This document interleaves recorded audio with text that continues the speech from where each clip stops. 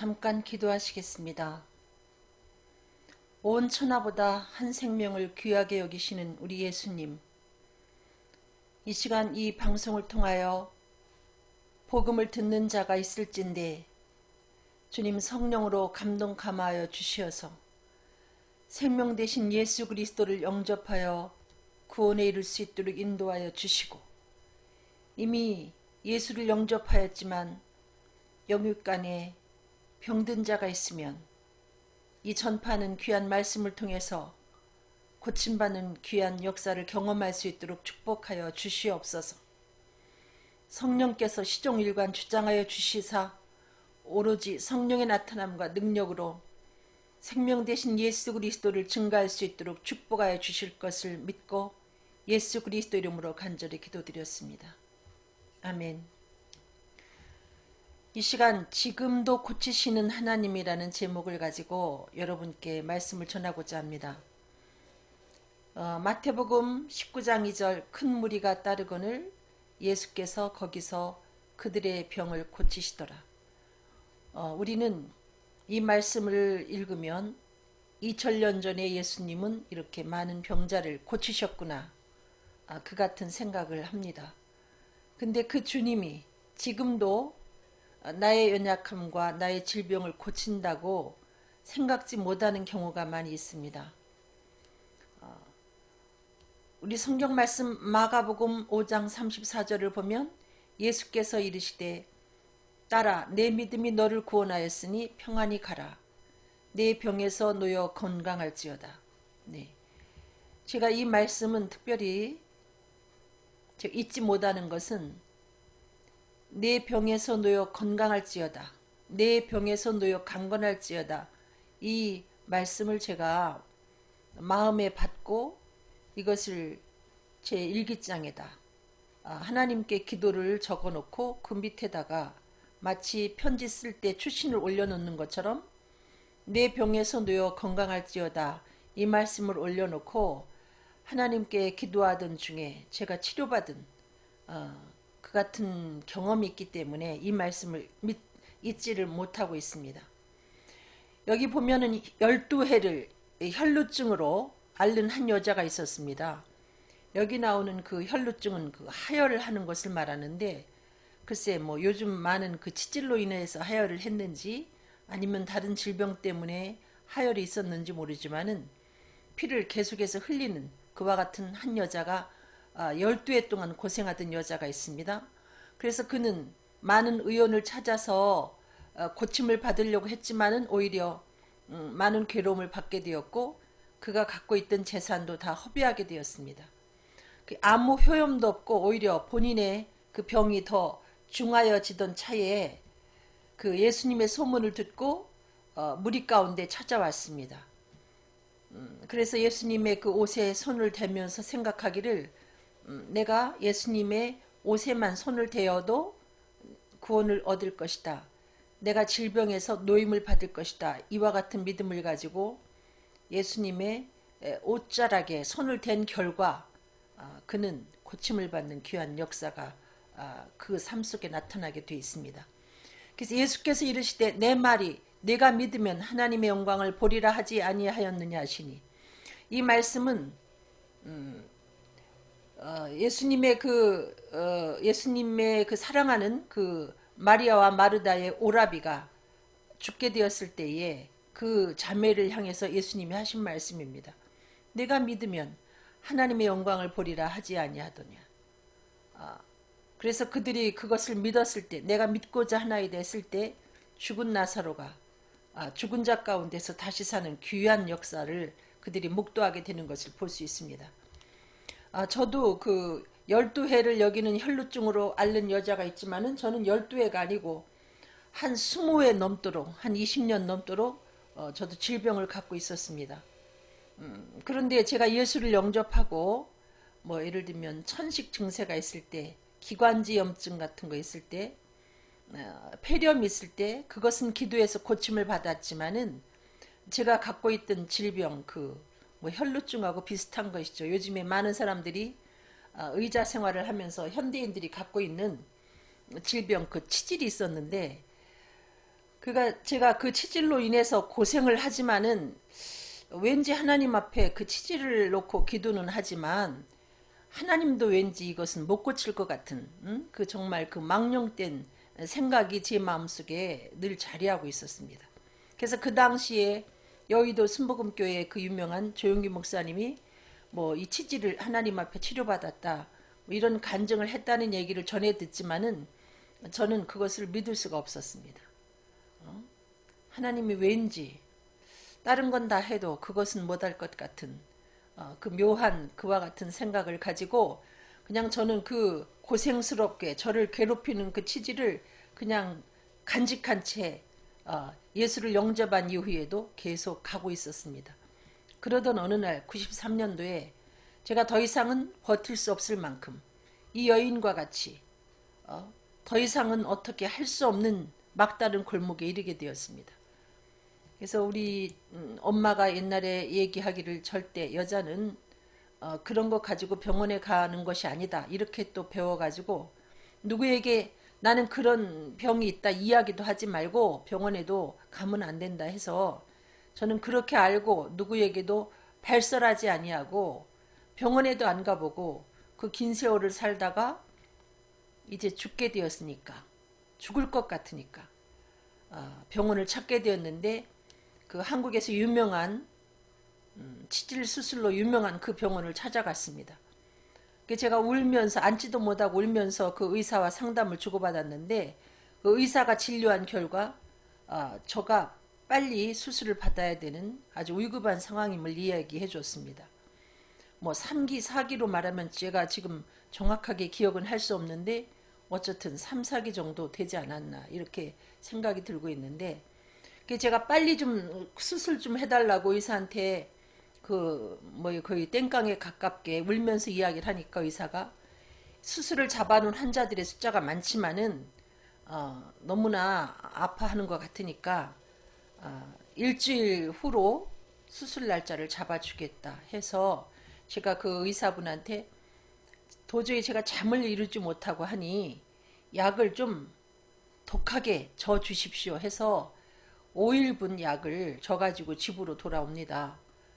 제가 혹시나 견딜 수 없는 고통을 이 약을 복용하면 이길 수 있을까 해서 일주일만 버티면 제가 수술을 받을 수 있다 이 생각을 해가지고 그 약을 이틀치를 복용을 했지만은 정말 잠을 이룰 수 없이 계속 아프고 견딜 수가 없었습니다. 그리고 수술 날짜가 다가올 때 제 마음이 편안했던 것이 아니라 수술을 잘못했을 경우에 뭐 재발도 된다는 이야기도 들었고 또 부작용도 있다는 이야기를 제가 얼핏 들어서 제 마음에 내키지가 않았습니다.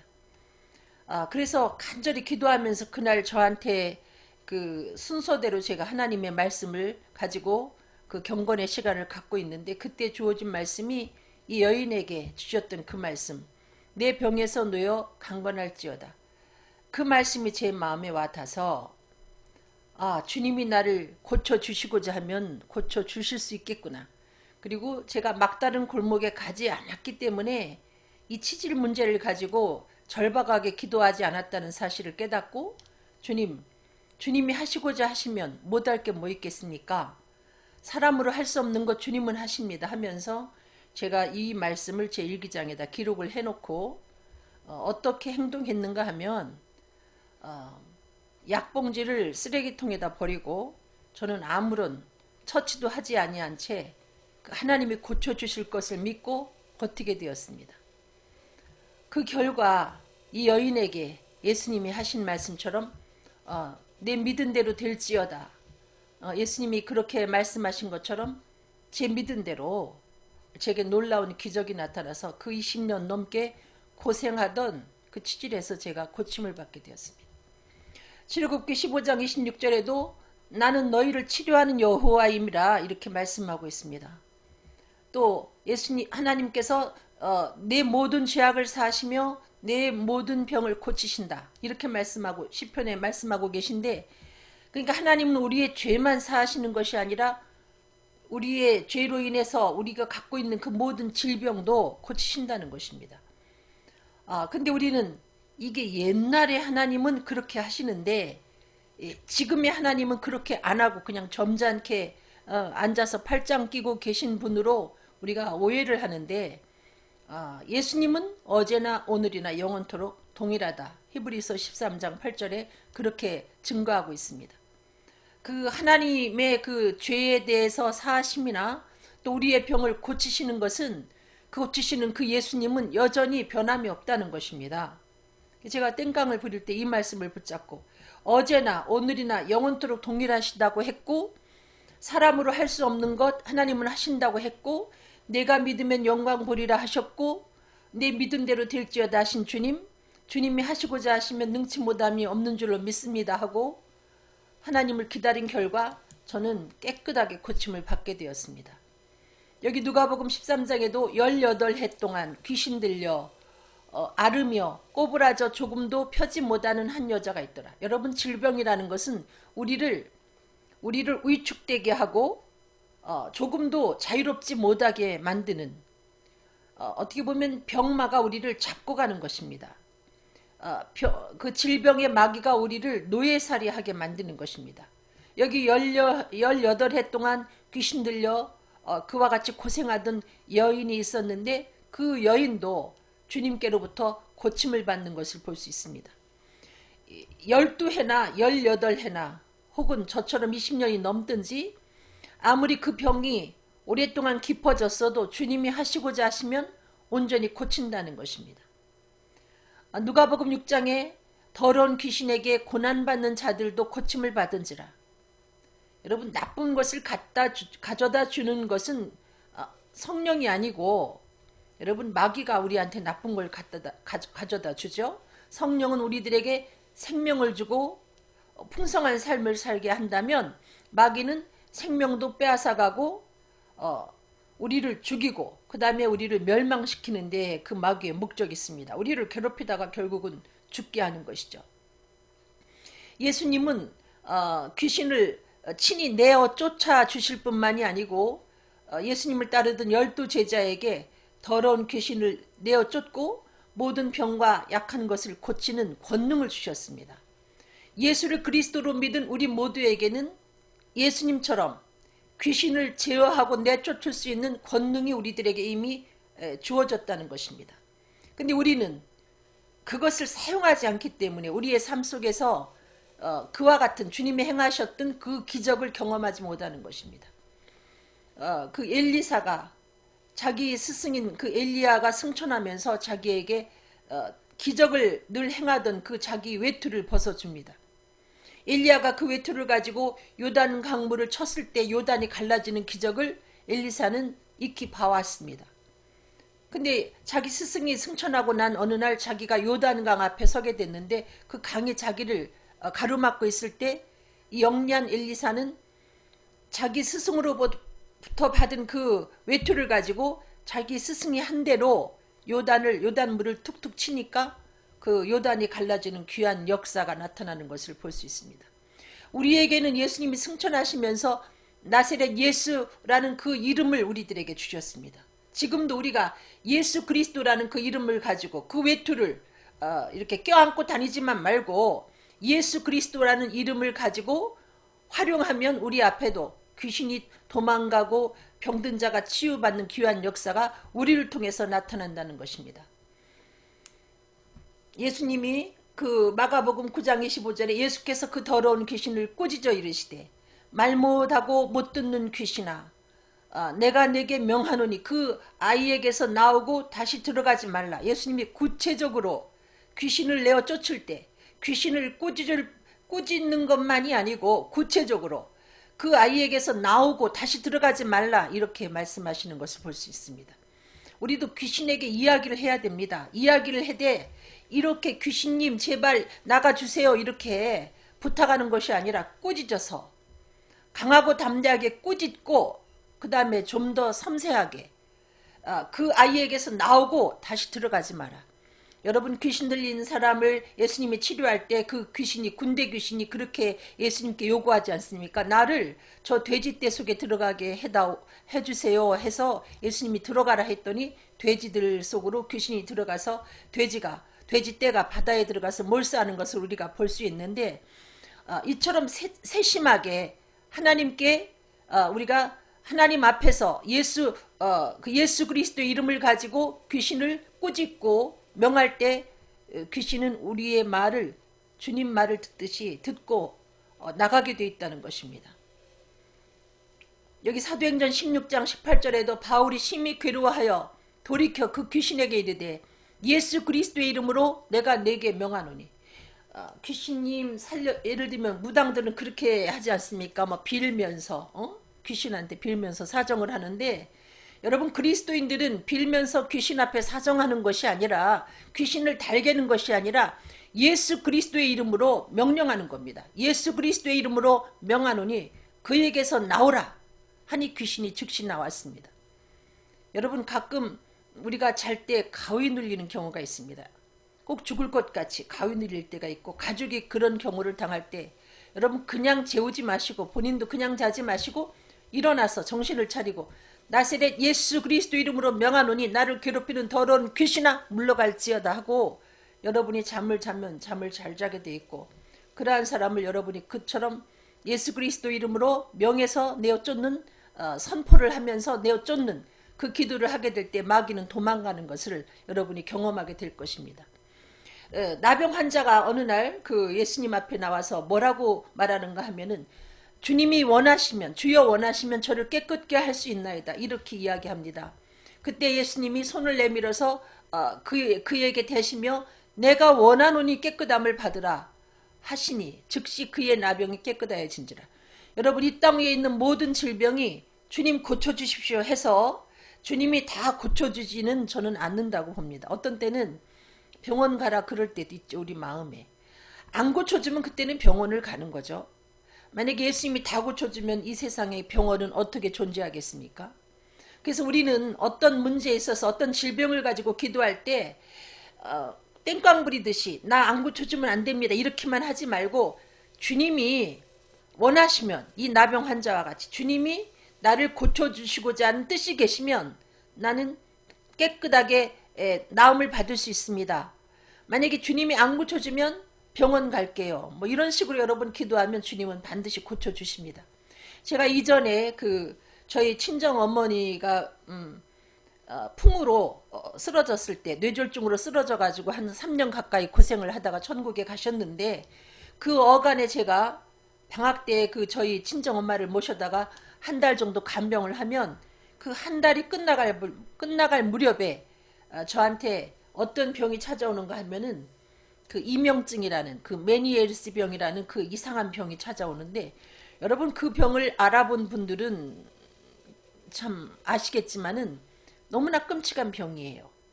예를 들면은 누워 있으면 천장이 빙빙 도는데, 여러분 천장이 갑자기 막 돈다고 생각해 보세요. 눈 뜨고 있어도 그렇고 눈을 감고 있어도 천장이 막 돌고요. 그 다음에 이제 자다가 옆으로 이렇게 자기도 모르게 옆으로 모로 누우면 여러분 바이킹을 타는 것처럼, 바이킹보다 더, 왜 그 놀이기구 중에 그 꼭대기에서 수직으로 낙하는 그 놀이기구가 있지 않습니까? 저는 무서워서 그걸 타보지 못했는데 아마 그 정도가 아닐까 싶을 만큼 갑자기 그 땅 밑으로 떨어지는, 그 자신도 모르게 자다가 으악하고 소리를 지르는 그 무서운 질병이 그 이명증이더란 말이죠. 그래서 그 이명증 때문에 제가 병원을 찾아가지고 신경안정제가 처방되는 그 약을 먹어보기도 하고, 또 여러 가지 또 보약도 먹어보고, 그 이명증이 저한테 5달, 엄마 그 방학마다 여름방학, 겨울방학, 뭐 여름방학, 겨울방학 이렇게 해서 5개의 방학을 맞아서 엄마를 간병할 때마다 한 달 끝날 무렵에 제가 5번 그 심한 그 병이 왔는데, 나중에는 그 병이 저를 끌고 가더란 말이죠. 제가 참 고민이스러워 가지고 이거를 하나님 앞에 기도해도 어떻게 하나님이 안 고쳐주는 것 같아서 어느 날 그 병원을 알아봤습니다. 제가 서울에 있는 그 유명한 병원을 알아보고는 마침 우리 교회에 20일 특별 기도가 있어가지고 다른 기도 제목을 놓지 않고 그 기도 제목을 놓고 하나님께 기도했습니다. 하나님, 제 20일 기도 기간 동안에 저의 이 병을 고쳐 주십시오. 만약에 주님이 안 고쳐주면 어쩔 수 없이 주님이 고쳐주시는 것이 주님의 뜻이 아닌 줄 알고 저는 이제 병원에 입원해서 치료를 받겠습니다. 이렇게 하고 제가 기도를 했는데 20일 기도 기간 동안에 아무런 변화는 없었습니다. 근데 놀랍게도 20일 기도가 끝나는 날부터 저는 그 이명증에서 완전히 자유함을 얻게 됐습니다. 약도 먹지 않고 아무런 그거에 대한 조치도 취하지 않고 그 무서운 질병에서 제가 벗어날 수 있었습니다. 더 심각했던 것은 제가 그 치질을 고침받고 그 아이도 둘 낳고 아무런 문제가 없었는데 제가 언제부턴가 이 하나님이 저한테 고쳐주신, 여러분 그 하나님이 내과적인 병은 고쳐주는가 보다 하지만 이 외과적인 건 왠지 하나님이 못할 것 같은 그런 생각이 우리 생각 속에 좀 자리하고 있지 않습니까?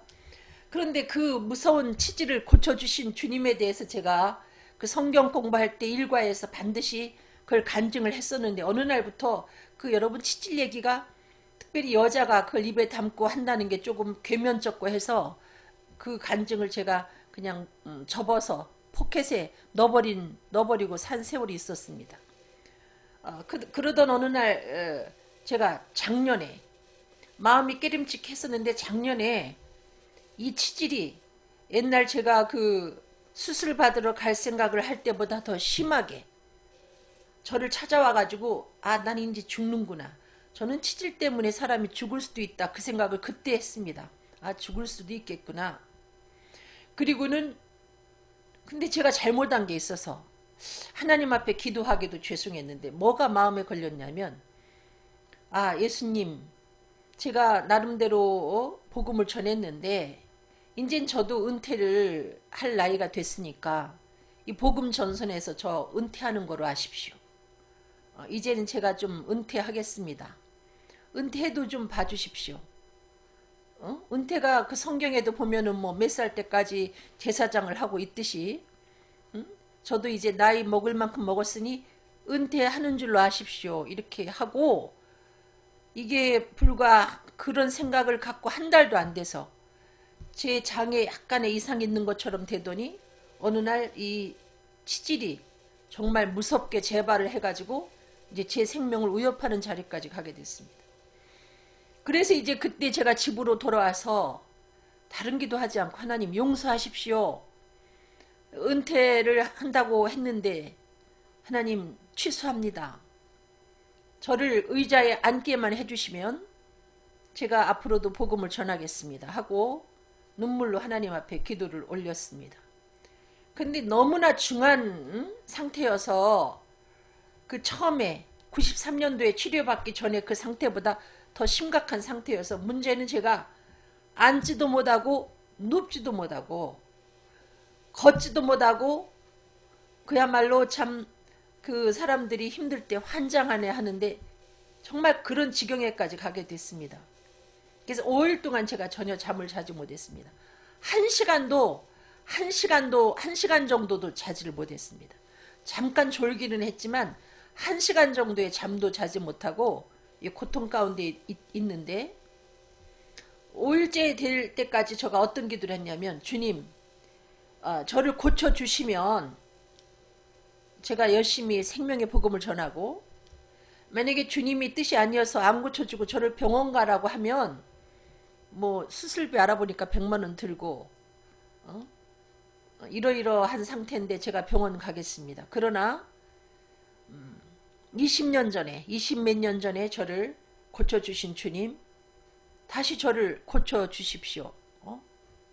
그러니까 작년이 6년도니까 한 23년 전인가요? 23년 전에 나를 고쳐주신 주님 꼭 내가 병원에 가서 치료를 받고 고침받아야 되겠습니까?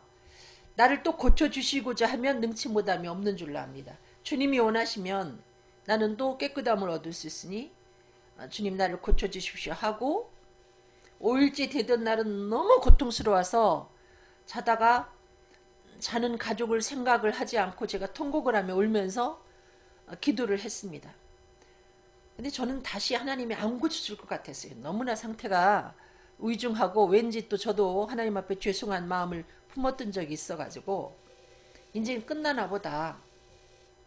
이제 내 인생 여기서 끝나나 보다 이렇게 생각을 하고 있었는데 하나님이 정말 원하셔서 저를 그야말로 내가 원하노니 깨끗함을 받으라 이렇게 하신 것처럼 저를 깨끗하게 고쳐주셨는데 어느 정도로 저를 고쳐주셨는가, 제 그 치질만 고쳐주신 게 아니라 좋지 않던 이 장 기능도 하나님이 원위치로 회복을 시켜주셨어요. 그래서 저는 이제는 은퇴한다는 말을 할 수가 없는데 가끔 그런 생각이 들기도 하지만 정말 그 화가 미칠까 두려워서 이제는 그런 이야기를 하지 않기로 했습니다. 그냥 하나님이 불러갈 때까지 이 복음 전하는 일은 계속해야 되는 거구나 그런 생각을 했습니다. 근데 여러분, 이 귀신이 우리를 괴롭히고 귀신이 우리들에게 그 질병을 가져다 주고 우리로 하여금 복음을 전하지 못하도록 우리의 발목을 잡고 우리를 꼬부라지게 하고 위축되게 하는데 예수님은 마태복음 8장 16절에 보니까 말씀으로 귀신들을 쫓아내셨다. 말씀으로 병든 자를 고치셨다. 이와 같이 말씀하고 있습니다. 여러분, 이 질병은 무엇으로 고침을 받을 수 있는 것인가? 갑자기 제가 기도했더니 하늘에서 불이 떨어져 가지고 제 치질을 고치고 제 그 메니에리스 병을 고쳤는가? 그게 아니고 하나님이 말씀을 통해서 나를 고치셨다는 것입니다. 지금도 말씀을 통해서 귀신을 쫓아내고 말씀을 통해서 병든 자를 고친다는 겁니다. 제가 이전에 그 단독 목회할 때 제가 열심히 복음을 전하고 있는 중에 우리 교인도 아닌 다른 교회 교인이 귀신이 들려서 우리 교회를 어떤 분에 의해서 우리 교회를 찾게 되었습니다. 그분이 초등학교 교사 일을 하고 있었는데 귀신이 들려가지고 갑자기 수업하다 말고 애들을 운동장으로 데리고 나가가지고 만세를 시키고 그리고 눈빛도 이상해졌고요. 그래서 저희 집에 이제 하룻밤은 데려다 재우고 또 제가 그 집에 가서 예배도 드리고 또 교회로 불러가지고 예배도 드리고 했는데 그냥 뭐 제가 뭐라고 하면 막 무릎을 꿇고 뭐 이렇게 마치 절하듯이 하질 않나. 또 제가 어디로 전화를 하려고 생각을 하면 전도사님이 지금 전화하려고 그러시죠? 이렇게 생각까지 읽고 뭐 잠도 못 자게 여러 가지 유형으로 귀신이 그를 붙잡고 괴롭히는 것을 봤습니다. 그래서 그때 제가 한 것은 말씀을 그 사람에게 전하고 귀신 들린 상태지만은 말씀을 따라하라고 하고 말씀을 붙잡고 기도하고 우리 교인도 뭐 개척교회니까 교인도 많지 않았지만은 그 몇몇 교인들과 같이 말씀을 붙잡고 기도하게 하고 그 사람으로 하여금 말씀을 따라하게 하고 말씀을 선포하게 했더니 정말 깜짝같이 그 귀신이 도망가고 그 사람이 건강한 사람이 되었습니다. 여러분 막 그 뭐 기도할 때 갑자기 하늘로부터 불이 떨어져 가지고 귀신 들린 자한테서 귀신이 도망가고 이러는 게 아니라 말씀을 선포하고 말씀을 따라 읽게 하고 말씀을 붙잡고 기도하면 귀신이 도망가는 귀한 역사가 있다는 것입니다. 예수님이 그 사탄을 내어 쫓을 때 사탄아 물러가라 또 하셨으면서 기록되었을 때 주 너희 하나님께 경배하고 다만 그를 섬기라 이렇게 기록된 하나님의 말씀을 선포하면서 사탄을 물리친 것을 볼 수 있습니다. 마귀가 나한테 이상한 마음을 줄 때 우리는 하나님의 말씀을 읽어서 그 마귀 앞에 선포할 필요가 있습니다. 그럴 때 그 말씀이 무서워서 마귀는 주랭랑을 치게 돼 있다는 거죠. 말씀이 무섭습니다. 귀신이 무서워하는 게 바로 말씀입니다, 여러분.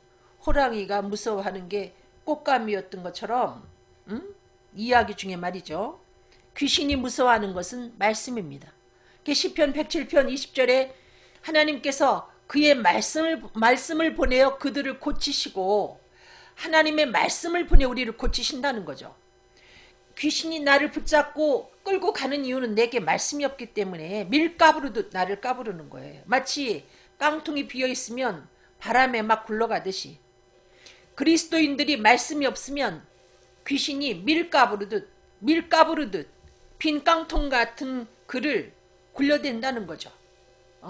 말씀이 가득 차 있으면 예수님처럼 기록된 말씀으로 마귀를 물리치기 때문에 마귀가 한 길로 왔다가 7길로 도망가는 그런 역사가 있습니다. 하나님은 말씀을 보내사 지금도 우리를 고치시고 위험한 지경에서 우리를 건지신다는 거죠. 이게 시편 107편 20절에 있는 말씀입니다. 하나님의 말씀은 살았고 운동력이 있어서 좌우의 날선 어떤 검보다도 예리하여 혼과 영과 및 관절과 골수를 찔러 쪼개기까지 하며 또 마음의 생각과 뜻을 감찰하나니 하나님의 말씀은 살아있습니다. 역동적입니다. 그래서 이 말씀이 우리 속에 들어올 때 우리를 괴롭혀서 우리로 하여금 하나님을 찾게 하고 이 생명의 말씀이 내 속에 들어와서 나에게 구원을 경험하게 하고 이 말씀이 내 속에 들어와서 내 혼과 영과 및 관절과 골수를 찔러 쪼개서 나를 고친다는 거죠. 그리고 이 말씀은 사람의 마음을 감찰해서 정확하게 진단한다는 것입니다. 오진하지 않습니다. 하나님의 말씀의 중요함을 우리가 모르기 때문에 교회 다니면서 그냥 설교 듣고 그것으로서 말씀을 들은 줄로 알면 여러분은 신앙생활을 정말 잘못하고 있는 거죠. 이 살았고 운동력 있는 좌우의 날선 어떤 검보다도 예리해서 이 말씀이 채워지면 마귀가 무서워서 말씀으로 무장한 그 사람을 접근하지 않습니다.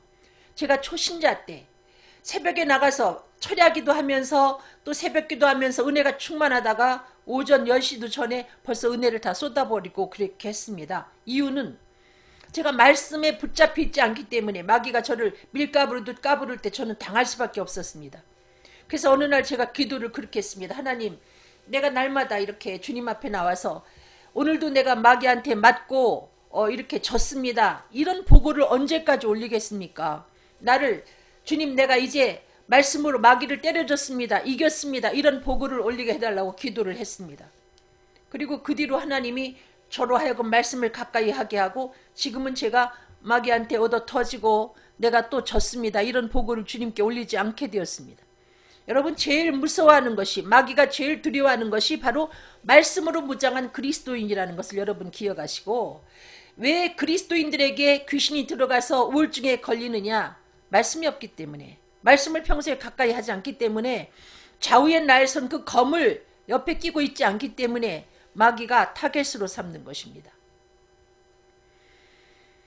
분명히 마태복음 8장 16절에 예수께서 말씀으로 귀신들을 쫓아내시고 병든 자를 고치셨다. 여러분이 귀신을 쫓아내고 병든 자를 고치고 또 생명의 복음을 전하려면 생명의 말씀인 성령 말씀으로 돌아가야 된다는 것이죠. 이 말씀이, 생명의 말씀이 여러분 안에 충만하면 여러분이 생명의 복음을 힘있게 전할 수 있고, 이 귀신이 두려워하는 좌우의 날선 검과도 같은 이 말씀을 갖고 있을 때 여러분이 귀신을 쫓아내고 귀신에게 억눌린 사람을 자유케 하고 또 병든 자를 고치는 귀한 역사를 여러분 자신을 통해서 나타내게 돼 있다는 것이죠. 근데 어느 날 그 제자들이 예수님께 나와서 묻습니다. 왜 예수님은 이렇게 귀신을 쫓아내는데 우리는 못하죠? 하니까 예수님이 기도와 금식 외에 다른 곳으로는 이런 종류가 나갈 수가 없다. 여러분, 생명의 복음을 전파하는 거. 여러분, 어떤 사람을, 예를 들면 그 버스 안에서 어떤 사람이 죽어갈 때 그 운전기사님과 그 버스 승객이 같이 그 인공호흡 해가지고 그를 살렸다, 이런 뉴스를 우리가 듣지 않습니까? 이 생명을 살리는 것이, 이 생명의 복음을 전파하는 것이 그렇게 중하지만은, 죄송하지만 기도가 없이는 결코 생명의 복음은 연주가 될 수가 없고, 내가 억지로 그 기도 없이 생명의 복음을 전한다 해도 아무런 역사가 나타나지 않습니다. 마치 활을 쐈는데 그 활이 되돌아오는 것처럼 그 심령의 그 심장을 뚫고, 영적인 심장을 뚫고 들어가지 못하고 되돌아서 오히려 어디로 날아갔는지 알 수 없다는 것입니다. 생명의 복음을 전하는 것도 부르짖는 기도가 없이는 불가능하고, 귀신을 내어쫓고 병든 자를 고치는 귀한 역사도 우리가 부르짖어 기도해서 하나님의 성령의 충만함을 입지 않고는, 말씀으로 무장하지 않고는 아무리 또 내가 말씀을 많이 알아서 전해도 역사가 나타나지 않는다는 거죠. 귀신은 귀신처럼 압니다. 그 사람이 기도하고 있는가 안 하는가, 성령 충만한가 못 충만한가, 그것을 귀신은 귀신이기 때문에 정확하게 알고 무서워하지 않습니다. 오히려 귀신을 내어 쫓으려고 하는 그를 공격하지 않습니까? 귀신이. 그래서 우리는 이 말씀이라는 것은 부르짖는 기도와, 부르짖고 기도하고 말씀을 가까이 할 때 이것이 성령 충만한 역사를 우리들에게 이루어서 주님이 행하신 놀라운 기적을 우리를 통해서 나타내게 되는 것이지, 여러분 말씀만 가지고 기도 없이 나사렛 예수 이름으로 명하노니 여러분이 그걸 아무리 해봐도 여러분이 기도 생활을 하지 아니하면 이 성령의 도우심을 통해서 나타나는 것이기 때문에 그것은 불가능하다는 것입니다. 요한복음 1장에 보면은 태초에 말씀이 계시니라 이 말씀이 하나님과 함께 계셨고 이 말씀이 곧 하나님이시라. 말씀을 마귀가 왜 이렇게 무서워하는가? 말씀이 곧 하나님이시기 때문에. 여러분이 하나님과 늘 동행하는 삶을 경험하고 싶으면 이 말씀을 가까이 해야 된다는 거죠. 이 말씀이 곧 하나님이시라고 말씀합니다. 그리고 그 안에 생명이 있었다. 이 말씀 안에는 생명이 있기 때문에 이 생명의 말씀을 전파할 때 구원의 역사가 이루어지는 건데, 생명의 말씀의 요절은 예수는 살아계신 하나님의 아들 그리스도다, 이것입니다. 그래서 우리는 그 요절을 기억하고 예수는 하나님의 아들 그리스도인 것을 빼놓지 말고 전할 때 그 사람에게 영생이 주어진다는 거죠. 그리고 이 생명은 사람들의 빛이라 이와 같이 말씀했습니다. 이 말씀은 빛이기 때문에 우리가 말씀을 가까이 하면 우리 주변에 있는 어둠이 물러나게 되어 있습니다. 그래서 어둠에 붙잡히지 않게 되어 있습니다. 죄에 끌려가지 않게 되어 있습니다. 광명한 가운데 여러분 어떻게 곰팡이가 피겠습니까? 말씀이 없기 때문에 마귀가 찾아오는 거죠. 요한복음 1장 14절, 그 말씀이 육신을 입고 오신 분이 바로 하나님의 아들 독생자 예수 그리스도라는 거죠. 근데 그분이 승천하셨습니다. 승천하셨는데 우리들에게 말씀을 남겨놓지 않았습니까? 우리들에게 그 말씀을 왜 남겨놓으셨는가? 그 이유를 얘기하고 있죠. 요한복음 20장 31절, 오직 이것을 기록하면 너희로 예수께서 하나님의 아들 그리스도이심을 믿게 하려 하며. 이 두꺼운 성경을 끼고 오랫동안 교회를 다녔는데 아직도 본인이 예수께서 하나님의 아들 그리스도이심을 믿지 않고 있다는 겁니다. 여러분 그 무거운 성경책을 왜 끼고 그동안 다녔습니까? 이 성경을 여러분에게 주신 목적이 바로 여러분으로 하여금 예수는 살아계신 하나님의 아들이고 우리의 죄를 위해서 죽으시고 다시 사신 구세주인 것을 우리로 하여금 믿게 하려고 이 두꺼운 성경을 우리들에게 주셨고, 우리가 그 예수를 그리스도로 믿고 영생을 얻게 하려고. 죄송하지만은 아직까지도 예수가 하나님의 아들 그리스도인 것을 마음으로 믿지 못한다면 그는 영생을 얻었다 할 수 없습니다. 이것은 제 얘기가 아니라 하나님의 약속의 말씀입니다. 성경의 진정한 가치를 아직 발견하지 못한 거죠.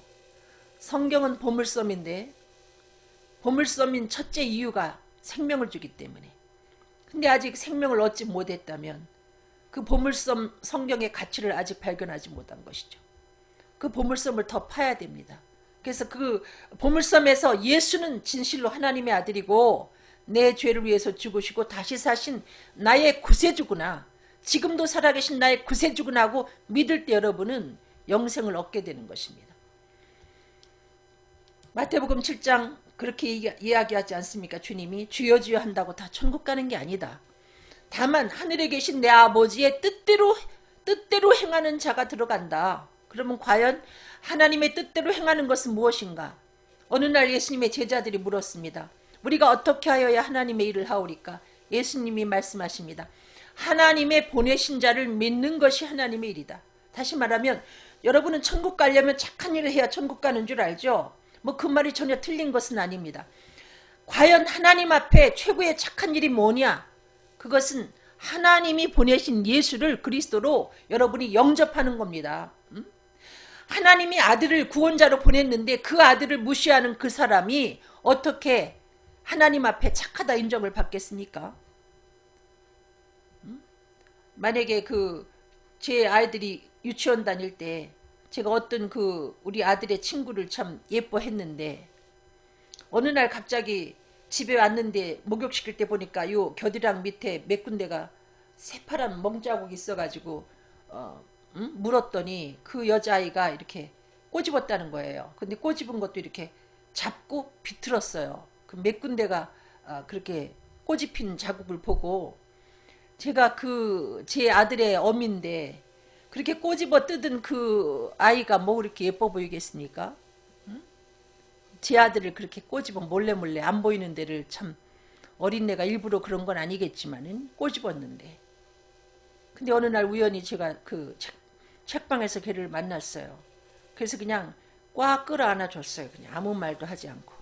근데 걔는 벌써 본인이 한 게 있기 때문에 저를 보더니 깜짝 놀라는데 어쨌든 하나님이 구원자로 아들 예수를 보내서 우리 죄를 대신해서 십자가에 죽게 하고 예수를 다시 살려놓고 너의 구세주로 믿으면 내가 너를 천국 오게 해줄게 하는데 그 예수를 발로 차버리는 사람을 어찌 하나님이 너 착하다 하겠습니까? 하나님이 최고 인간들에게 요구하는 최고의 선행은 내가 보낸 아들 예수를 너의 구세주로 너의 왕으로 너의 죄를 해결한 너의 왕으로 인정해 줘라 그 얘기입니다. 여러분. 그것을 안 하면 이는 하나님의 아들을 다시 현저히 십자가에 못을 박아서 욕을 보임이고 하나님의 아들을 발로 밟는 것이다. 뭐 이런 유사한 말씀이 있습니다. 여러분. 근데 우리가 이렇게 제가 지금 여러분에게 복음을 전하고 있는데 이 복음을 이렇게 아무리 전해도 그게 안 믿어지면 어떻게 합니까? 어쩔 수 없는 거죠. 그건 기적입니다. 여러분. 구원의 복음을 믿는다는 것이 2000년 전에 죽은 그 예수가 살아계신 하나님의 아들 그리스도라는 그 사실을 믿는다는 게 여러분 얼마나 어려운 겁니까? 우리의 머리가 종그라기만 한데 여러분 요만한 공만 한데 축구공만 한데 우리의 그 머리로 2000년 전에 돌아가신 그 예수를 살아계신 하나님의 아들로 내가 목격한 것도 아니고 믿는다는 것이 너무나 힘든 일입니다. 머리에 쥐가 날 만큼 힘든 일인데 그것을 믿게 해주는 분이 바로 성령이라는 거죠. 그래서 에베소서 1장 13절에 있는 말씀처럼 그 안에서 너희도 진리의 말씀 너희의 구원의 복음을 듣고 그 안에서 또한 믿었어요. 믿었을 때 내가 예를 들면 예수는 하나님의 아들 그리스도구나 내가 그걸 믿어 했을 때 내가 믿고 있는 성경을 통해서 배운 그 복음의 지식을 성령님이 도장을 꽉 찍어주는 거죠. 그게 사실이다. 응? 내가 들은 구원의 복음이 거짓이 아니고 꾸며낸 얘기가 아니고 사실이다 하고 도장을 찍어주는 분이 바로 성령님입니다. 그 성령을 받으면 믿어진다는 거죠. 예수님이 승천하시면서 세상 끝날까지 내가 너희와 함께 있을게 이렇게 말씀하셨거든요. 무엇으로 함께 하신다는 것인가? 말씀으로. 사도 바울에 대해서 이런 표현이 있습니다. 바울이 하나님 말씀에 붙잡혀 이런 표현이 있는가 하면 보라 이제 나는 성령에 매여 말씀에 붙잡히고 성령에 매여 예수님이 승천하신 다음에 세상 끝날까지 함께 할게 무엇으로? 말씀과 성령으로 우리와 함께 하시겠다. 주님을 얼굴을 맞대어서 대면하는 그날은 우리가 천국 가는 날이죠. 천국에 갔을 때 거기서 주님의 얼굴을 직접 뵐 수 있죠. 그 이전에는 주님은 말씀과 성령으로 우리와 함께 하십니다. 그래서 우리는 기도하고 하나님 앞에 부르짖어 기도하고 말씀을 가까이 하고 주야로 묵상하는 삶을 살아야 비로소 주님이 내 곁에서 이렇게 가까이 계시는구나 이걸 느끼고 여러분이 동행하는 예수 그리스도와 함께 생명의 복음을 힘있게 전하고 귀신도 내어 쫓고 병든 여러분이 고침을 받고 병든 자를 고치는 역사를 여러분이 경험하게 될 것입니다. 예수님은 말씀하셨습니다. 이제 니네가 떡으로만 살면 안 돼. 이유는 성령으로 거듭난 영체가 있기 때문에 육체가 떡을 필요로 하듯이 영체는 하나님의 말씀을 필요로 하니까 말씀을 먹어야 된다. 그것도 하나님의 입으로 나오는 모든 말씀 편식하지 말고 말씀을 골고루 먹어야 된다. 제가 그 편식이 심합니다. 제가 편식이. 뭐 고기 못 먹죠. 생선도 고급 생선은 먹지 못하죠. 뭐 그냥 명태 정도는 먹었다 안 먹었다 하고 멸치 정도 먹죠. 그리고 뭐 안 먹는 게 너무 많죠. 지금도 생마늘이라든지 그냥 파 같은 경우는 이렇게 골라내고 국속애들은 파도 골라내고 어쨌든 편식이 참 심한데 말씀은 제가 편식을 하지 않으려고 애를 씁니다. 그것은 그렇게 해야 되는 거기 때문에. 그래서 먹기 싫은 말씀도 먹습니다. 어떤 때는 이것만 보고 싶은데 전혀 제가 넘겨버리고 싶고 건너가고 싶은 그 말씀도 저는 열심히 그냥 맛없지만 씹어 먹습니다. 하나님이 그걸 우리한테 요구하셨다는 거죠. 어느 땐가 마귀가 찾아올 때 또 기록되었을 때 하고 마귀를 공격할 수 있는 무기가 바로 말씀이기 때문에, 또 그 말씀이 채워져야 내가 힘있게 복음을 전파할 수 있기 때문에. 근데 이 말씀 공부는 어떻게 하나? 어떤 그 사전을 가지고 찾아보나, 혹은 주석을 가지고 공부하나, 아니면 어떤 목사님이 강해 설교한 걸 듣나? 저는 여러분에게 권하고 싶습니다. 예수님이 가르친 거죠. 너희는 주께 받은 바 기름 부음이 너희 안에 거하나니, 성령이 우리 안에 거하기 때문에 아무도 너희를 가르칠 필요가 없다. 굳이 사람을 통해서 여러분이 가르침을 받지 아니해도 여러분이 성령을 받으면 오직 그의 기름 부음이 모든 것을 너에게 가르친다. 예수 그리스도에 관한 모든 것을 여러분에게 가르쳐 주되 그분은 참되고 거짓이 없다. 여러분이 주 예수를 읽다 보면은 정말 영 아닌데 하는 잘못된 해석이 나올 수가 있습니다. 그러나 성령님이 여러분을 해석해주면, 성경을 해석해주면 그 해석은 참되고 거짓이 없다.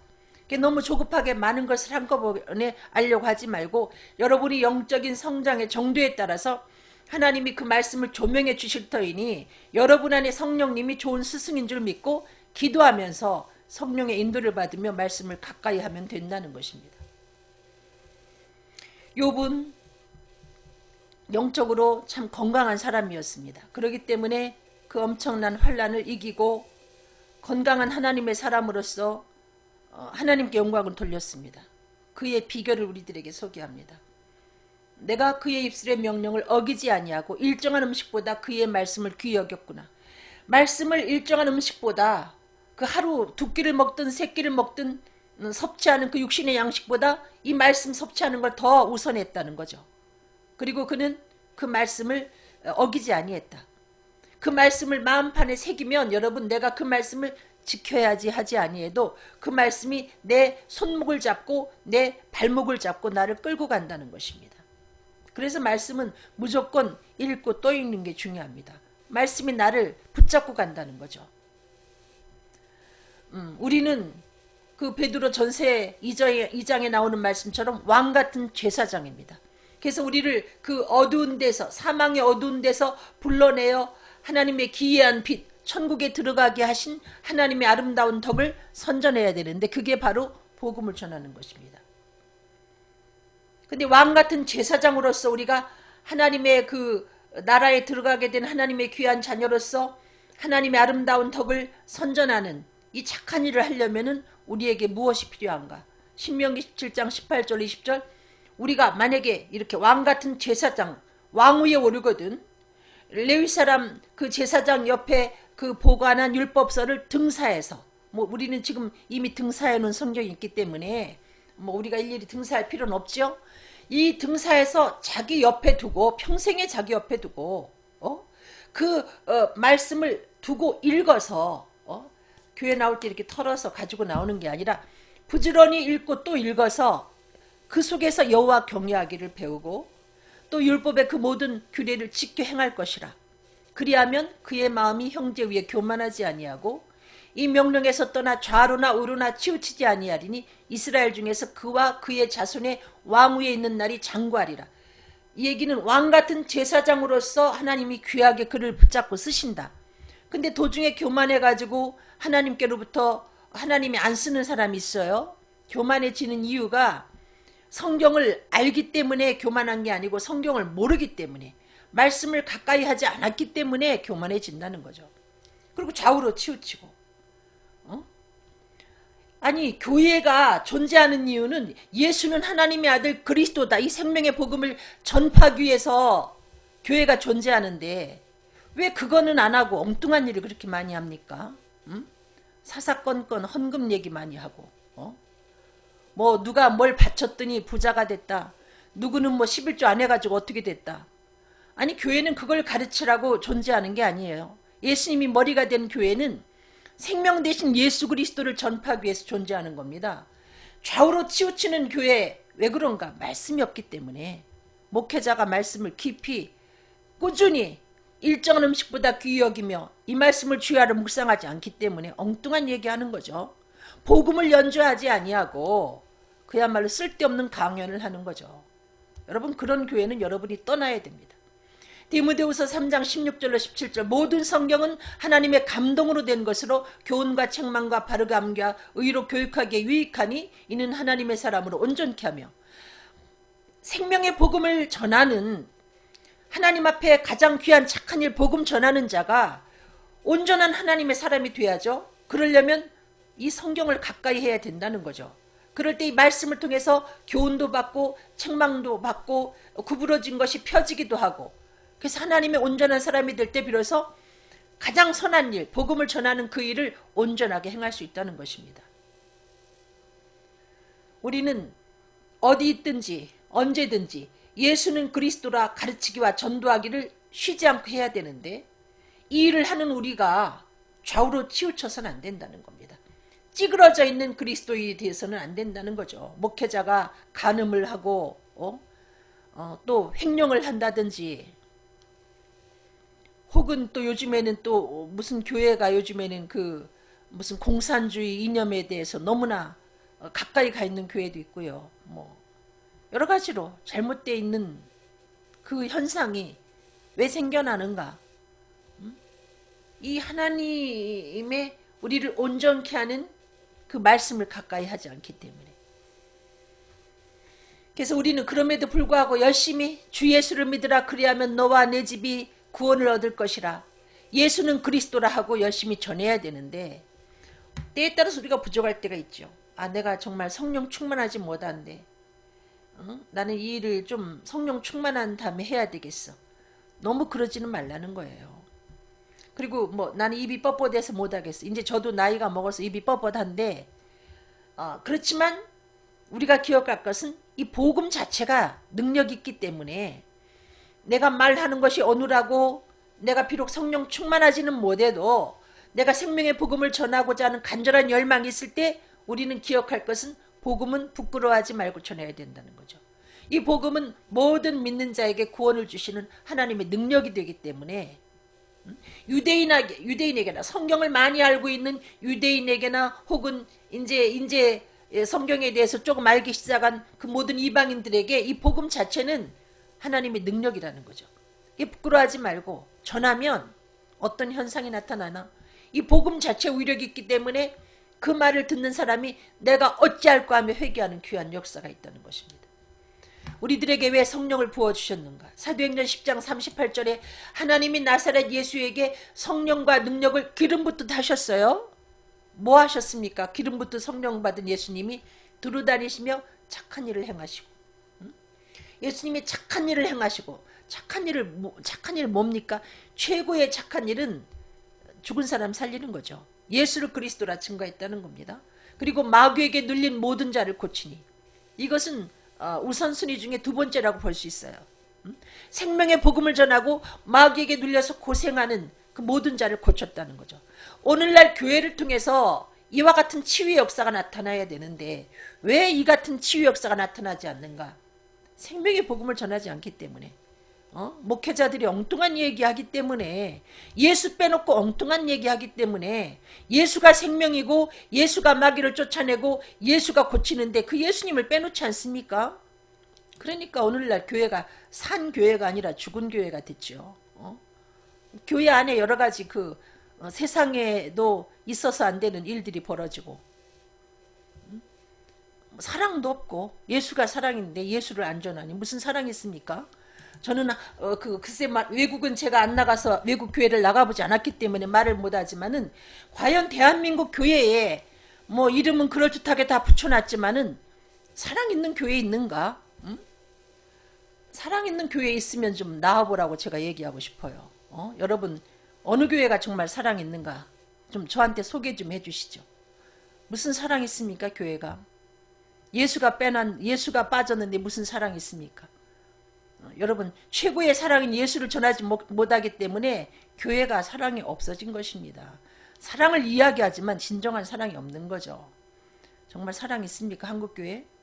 사도행전 28장 23절 저들이 날짜를 정하고 그가 유숙하는 집에 많이 오니 바울이 아침부터 저녁까지 강론하여 하나님의 나라를 증언하고 모세의 율법과 선지자의 말을 가지고 예수에 관하여 권하더라. 사도 바울이 훌륭한 대사도 바울로 인정되는 이유는 그는 복음을 잘 전했다는 거죠. 어느 본문을 선택하든지 예수가 하나님 아들 그리스도인 것을 빼놓지 않고 시간 전했다는 거죠. 아침부터 저녁까지 하나님의 말씀을 전하되 예수의 복음을 빼놓지 않고 전했다는 거죠. 사도 바울이 가는 곳에 구원의 귀한 역사가 이루어졌습니다. 그들이 예수 그리스도를 믿고 기도해 줄 때에 성령이 임하는 귀한 역사가 이루어졌습니다. 병 고침을 받고 귀신이 나가는 그 같은 역사가 이루어졌습니다. 왜 오늘날 우리 교회가 병들어가고 교회에 나오는 많은 사람들이 치유받지 못하는가? 그리고 그 교회에서 왜 새 생명이 태어나는 응애응애하는 이 같은 그야말로 거듭나는 역사가 이루어지지 않는가? 여러분, 멋있는 설교는 하는데, 멋진 강연은 하는데 생명의 복음이 빠졌기 때문에 교회는 강연을 하는 데가 아니죠. 생명의 복음을 전파하는 교회죠. 훌륭한 설교는 뭐냐? 말이 비록 어눌할지라도 어느 본문을 가지고 말씀을 전하든지 생명 대신 예수 그리스도를 빼놓지 않고 전하면 교인들은 은혜 받게 되어 있습니다. 생명의 복음을 전파할 때 예수 소리만 나오면 졸든 교인도 눈을 뜨게 되어 있고, 성령이라는 이야기만 나오면 이미 성령 받은 그리스도인들 마음속에 그 성령이 박수치기 때문에 교회는 은혜스럽게 되어 있습니다. 그러면서 귀신이 주랭랑쳐 도망가게 되어 있습니다. 병든 자가 고침받게 되어 있습니다. 성령 충만한 역사가 이루어지게 되어 있습니다. 그것을 오늘날 교회가 안 하기 때문에 이와 같은 지경에 이르게 된 것입니다. 예수님은 우리를 위해서 승천하셔가지고 거처를 예비하고 우리를 다시 그곳으로 있게 부르시겠다, 데려가겠다, 그렇게 말씀하셨는데, 우리가 주님과 함께 하나님의 장막에서 함께 살 그때까지 이 땅 위에는 여러분 애통하는 것, 또 사망, 눈물 흘리는 것, 이런 것들이 계속되게 되어 있습니다. 그런데 주님은 말씀하십니다. 이제 그때에 하나님이 우리들과 함께 계시겠다. 그리고 우리는 하나님의 백성이 되고 하나님은 친히 우리와 함께 계셔가지고 우리의 눈물을 닦아주겠다.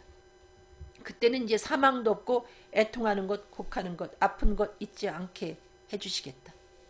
그 이전에 우리가 사는 이 세상은 그런 것들이 존재하게 돼 있는데, 그렇지만 지금도 우리가 어제나 오늘이나 영원토록 동일하신 예수 그리스도를 의지하면 여러분 주님으로부터 치유받는 귀한 역사를 경험하게 됩니다. 2000년 전이나 혹은 그 이전이나 예수님은 지금도 동일하게 역사하시기 때문에 그 하나님을 믿으면 지금도 여러분이 구원을 받고 지금도 치료받는다는 사실을 잊지 않고 그 하나님을 의지하는 여러분들이 되시길 바랍니다. 기도하겠습니다. 사랑이 많으신 아버지, 부족한 종이 전파한 이 말씀을 통해서 생명 되시는 예수 그리스도만 남게 허락하여 주시고, 이 땅 위의 모든 교회들이 생명 되시는 예수 그리스도를 전하여 구원의 귀한 역사가 시간마다 교회 안에 나타날 수 있도록 도와주시고, 또 생명의 귀한 말씀을 통하여 구원만 받는 것이 아니라 말씀을 통하여 귀신이 나가며 병든 자가 고침받는 귀한 역사도 아울러 나타날 수 있도록 축복하여 주시고, 우리가 지금도 그 말씀의 위력을 믿고 그 말씀을 믿으면 우리의 삶 속에 고침받는 귀한 역사가 이루어진다는 그 사실을 또한 상기할 수 있도록 도와주시어서 어떤 질병을 가지고 있든지 온전히 치료받게 축복하여 주시옵소서. 감사하며 예수 그리스도 이름으로 간절히 기도드렸습니다. 아멘. 여러분 감사합니다. 여러분 사랑합니다.